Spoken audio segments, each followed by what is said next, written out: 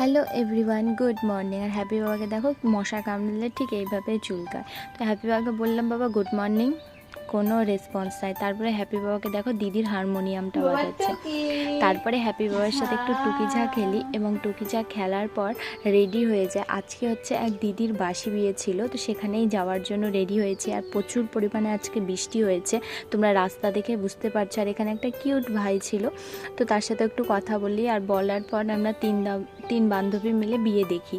তো এখানে পিউ যেহেতু বলছে যে আমার ফেসে মানে ওকে আর কি দেখা যাচ্ছে না, তো যাই হোক বান্ধবীর এক জায়গায় থাকলে যা হয়। তারপরে পিকু দিদির সিঁদুর দান হয়ে যায় আর 7 পাকে বাঁধা হচ্ছিল, তো ততক্ষণ আমিও একটু দেখলাম, দেখে টেখে তারপরে হচ্ছে বাড়িতে চলে আসি। বাড়িতে এসে একটু খাবার খাই, যেহেতু আমি খেয়ে গেছিলাম না। তো বাড়িতে এসে খাবার খেয়ে তারপরে পিকুদি বিদায় হয়ে যায় দেখে টেকে। এখানে তোমরা দেখো হ্যাপি বাবার শয়তানি।